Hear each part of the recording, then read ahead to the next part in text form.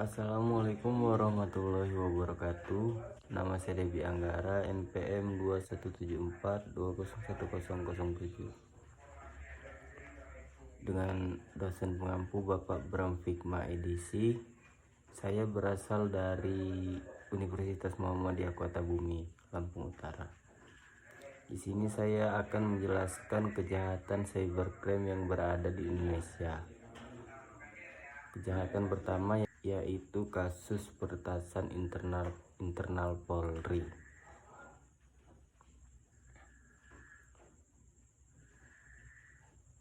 Pada tahun 2017 terjadi kasus peretasan terhadap jaringan internal Polisi Negara Republik Indonesia Polri. Peretasan ini dilakukan oleh seorang hacker yang mengaku bernama SON1X dan mengunggah data personal Polri melalui akun Twitternya. Data tersebut berisi informasi identitas 8.000 personil Polri dan data lainnya memuat pelanggaran di kepolisian. Peretasan ini diketahui setelah akun hacker tersebut mengunggahnya pada Rabu 17 November 2017 siang. Peretasan terhadap jaringan Polri bukanlah hal baru. Sebelumnya, situs Baris Krim Polri juga sempat diretas dengan teknik V-Face dan ditampilkannya diubah menjadi wajah mantan penyidik KPK Novel Baswedan. Pakar keamanan cyber Pratama Prasada menjelaskan, kebocoran data itu diketahui setelah akun hacker tersebut mengunggahnya pada Rabu 17 November 2017 siang. Postingan itu berisi link yang bisa mengunggah sampel hasil data yang diduga database Polri. Kasus peretasan ini menunjukkan bahwa jaringan internal Polri masih rentan terhadap serangan peretasan. Pakar keamanan cyber Pratama Prasada mengatakan bahwa Polri harus belajar dari berbagai kasus peretasan yang pernah menimpa institusinya agar bisa lebih meningkatkan security awareness dan memperkuat sistem yang dimilikinya. Lalu, ancaman hukuman atas kasus peretasan yang diusut oleh Kepolisian Negara Republik Indonesia Polri pada tahun 2017 memiliki konsekuensi hukum yang berat. Pelaku berpotensi kena sanksi berdasarkan beberapa pasal Undang-Undang Informasi dan Transaksi Elektronik (UU ITE). Secara spesifik, oknum yang terlibat bisa diancam dengan hukuman maksimal 8 tahun penjara dan denda sehingga 800 juta karena akses ilegal, sebagaimana yang diatur dalam pasal 30 Undang-Undang ITE. Apalagi untuk memodifikasi informasi dan dokumen elektronik, mereka terancam hukuman 8 tahun penjara dan denda 8 miliar berdasarkan pasal 32 UU ITE. Selain itu, manipulasi data tanpa autentik dapat diancam dengan hukuman hingga 12 tahun penjara dan denda hingga 12 miliar sebagaimana yang dituangkan dalam pasal 35 Undang-Undang ITE.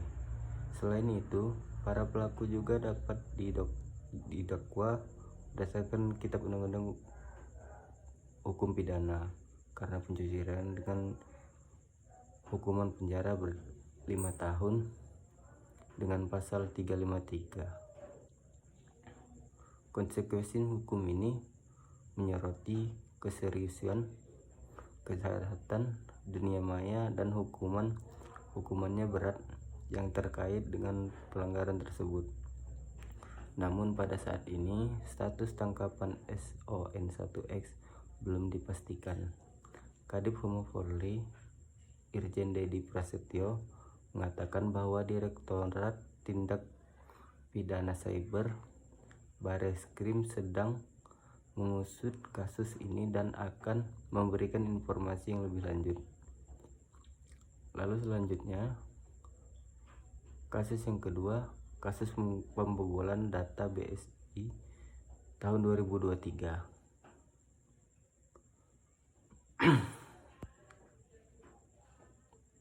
Melibatkan serangan ransomware yang memenuhi sistem bank dan mengakibatkan hilangnya 1,5 TB data, termasuk informasi pribadi dan karyawan.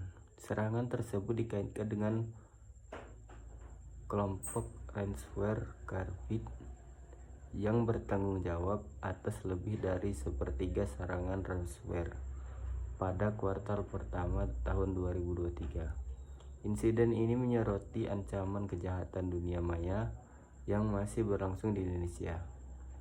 Meskipun negara tersebut memiliki undang-undang yang melindungi data pribadi yang dikenal sebagai Undang-Undang Perlindungan Data Pribadi (PDP), pelanggaran data BSI adalah bagian dari tren kebocoran data yang lebih besar di Indonesia, dengan 98 kasus yang dilaporkan sejak tahun 2019, termasuk 35 kasus pada tahun 2023. Pembobolan data telah melibatkan berbagai institusi, termasuk Direktorat Imigrasi dan Kementerian Dalam Negeri, sehingga informasi sensitif seperti paspor, tanggal lahir, dan alamat dibobol.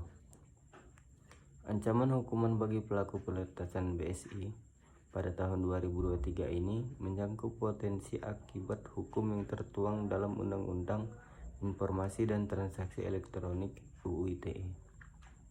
Pelaku yang dengan sengaja dan melawan hukum mengakses sistem komputer atau sistem elektronik orang lain, memperoleh informasi atau dokumen elektronik, atau melakukan aktivitas yang tidak sah terkait sistem elektronik dapat dikenakan sanksi sebagai khusus berdasarkan Undang-Undang ITE. Individu yang terlibat dalam akses ilegal dapat dikenakan hukuman penjara hingga 6-8 tahun atau denda berkisar antara 600 juta hingga 800 juta. Selain itu, ketentuan lain dalam undang-undang tersebut mengatur pengumpulan dan penggunaan data pribadi tanpa izin dengan potensi hukuman hingga 5 tahun penjara dan denda hingga 5 miliar dalam tindakan tersebut. Langkah-langkah hukum ini bertujuan untuk mencegah kejahatan dunia maya dan melindungi privasi dan keamanan data di Indonesia. Pelaku peretasan BSI pada tahun 2023 belum tertangkap. Lembaga yang menangani kejadian kebocoran data pribadi tersebut belum terbentuk, sehingga mekanisme penegakan hukum dalam UU ITE belum dapat berjalan dengan baik dan jelas. Praktisi hukum juga mengatakan bahwa peretasan BSI melanggar sejumlah pasal dalam Undang-Undang Informasi Transaksi Elektronik (UU ITE). Dalam upaya mengatasi cybercrime, pemerintah Indonesia harus mengembangkan sistem keamanan cyber yang kuat dan solid. Pengembangan sistem ini harus dimulai dengan pemuktahiran teknologi untuk mengakomodasi ancaman cyber yang baru.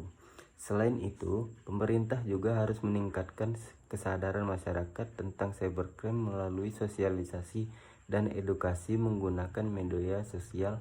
Dalam hal ini, pemerintah telah mengambil beberapa langkah untuk memerangi kejahatan cyber, seperti membuka platform bagi masyarakat yang ingin membuka pengaduan terhadap kejahatan cyber yang menimpa mereka.